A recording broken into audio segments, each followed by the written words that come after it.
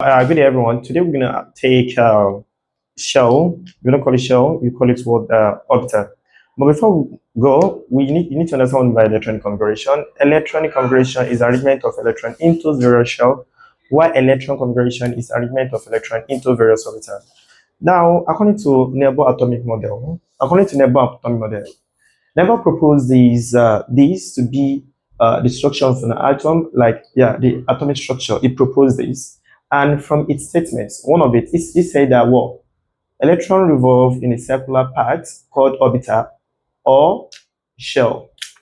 So this circular path from there, it means that all the circular parts here, they are shell. You don't call it shell, you call it what you have the orbiter. And mind you, whenever you're drawing it, you need to show this center here. So what you call this center is the nucleus. Now we check how many shell did I have here. I have the outermost shell, which is called the valence shell. Before the outermost shell, we call it what, penultimate shell. While the one inside, we call it what you have the inner shell, or you call it what, the core shell. Very simple. So the next one move down to, based on Nebel says that each of these shells are associated with a definite amount of energy. So therefore, the first one, N,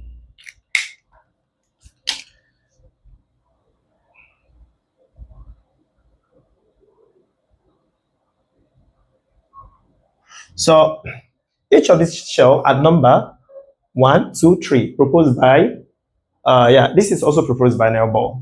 Each of this level, this is level 1, this is level 2, this is level 3.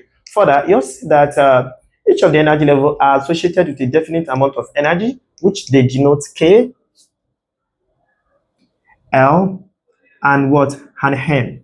So to round it up, there's what we call suborbital or subshell. We have shell, we have subshell, or we have orbital and we have a suborbital. Mind you, the difference between orbital and the difference between an orbit. And orbit is just like the orbit is just like the circular part. Why the orbiter itself? The orbiter, in a simple term, is the location of an electron or a three-dimensional region around the nucleus of an atom of an element where the probability of finding an electron is maximum. So now to take the next one, based on what Nebel. So Nebel also let us to know that as energy increases, it increases with the increase in distance from the nucleus. Let me come again. Energy associated to each of these shells, it increases with the increase in distance from the nucleus. So what that implies? So the distance here is our radius. And this let us know that for each energy associated to this and this and this, it increases with increase in distance from the nucleus. So therefore, what am I going to call this? This is our first energy level. This is our second energy level. And this is our third energy level. So based on that, that let us know that therefore the first energy level is less than the second energy level, while the second energy level is less than third energy level. What's the reason? The reason being that energy associated to each energy level increases with increase in distance from the nucleus. Very simple and precise. And the last one, which I need you to know, we have subshell. Subshell, from the subshell, meaning all suborbitals. A shell contains some apartments or compartments where electron can be found. So that was subshell or suborbital. And to get this, to get the number of orbital present in shell is equal to the principal quantum number, meaning it's equal to this number. So what am I trying to say? N is equal to 1. I'm going to have one subshell, or I'm going to have one suborbital.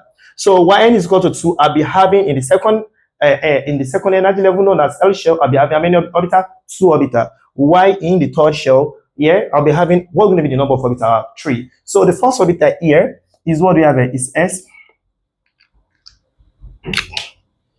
Is S. Why the second? I mean, actually, no, 2. So I'll be having 2 orbital. That's what we have here, SP. So what energy level here? We have S, P, and what we have here, D. If I to draw the fourth shell, the fourth shell will be denoted as N. Why the orbitals, the suborbitals in it will be S, P, D. Thank you very much. We're going to stop here. We'll continue in our next class.